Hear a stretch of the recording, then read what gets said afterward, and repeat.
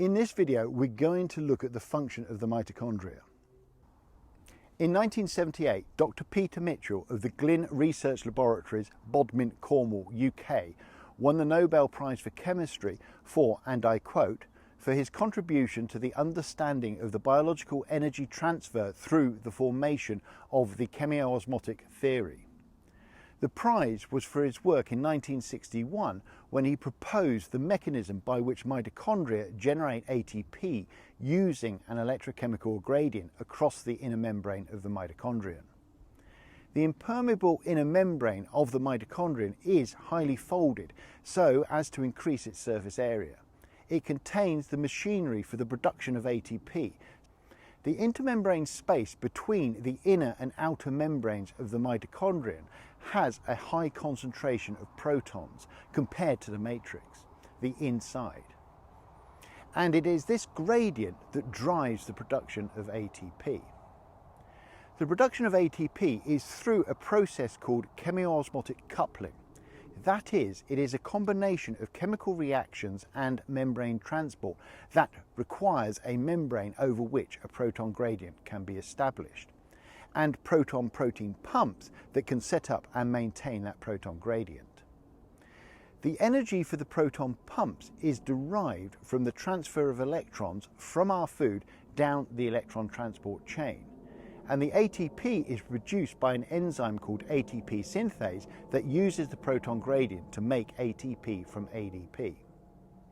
The machinery that produces the proton gradient and the ATP is called the Mitochondrial Respiratory Chain, the MRC, and consists of 5 enzyme complexes: NADH-ubiquinone oxoreductase, succinate dehydrogenase-ubiquinone oxoreductase, ubiquinone-cytochrome C oxoreductase, cytochrome C oxidase, and ATP synthase. The proton gradient I have mentioned earlier is described as the proton-motive force, or PMF, because it is a combination of a concentration gradient — there are more protons in the intermembrane space than in the matrix of the mitochondrion — and an electrical gradient — there are more positive charges thanks to the protons in the intermembrane space than in the matrix. Hence, the movement of protons back into the matrix is driven by both a concentration and a charge gradient, and it is this proton-motive force that drives the ATP synthase, which is just like a little turbine engine, to produce ATP from ADP. You should note the process can also run in reverse and use ATP to pump protons. The key to this whole process is the proton-motive force, which is produced because of the proton gradient, and this gradient is produced by proton pumps. So where do the pumps get the energy to pump the protons? Well, the pumps get their energy from food. The food, after considerable processing, finally arrives at the Krebs cycle, also known as the citric acid or TCA cycle, in the matrix of the mitochondria. The TCA cycle then produces electrons that are carried by NADH, nicotinamide adenine dinucleotide, from the cycle to the proton pump system in the inner membrane.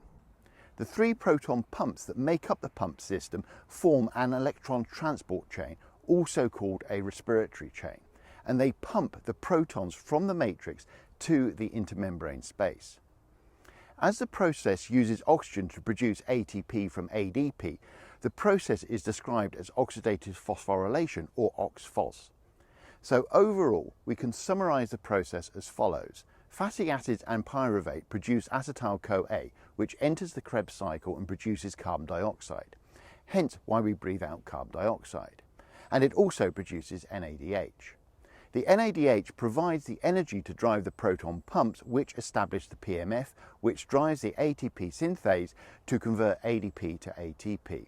As a reaction, this could be expressed as acetyl-CoA plus oxygen plus ADP gives carbon dioxide plus water plus ATP.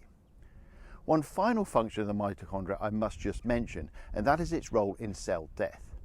There are 2 types of cell death: apoptosis and necrosis. Apoptosis is programmed cell death and is non-inflammatory, whereas necrosis causes inflammation.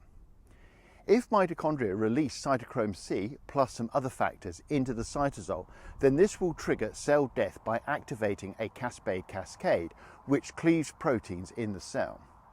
So not only do mitochondria give cells life in the form of energy production, but they also trigger cell death.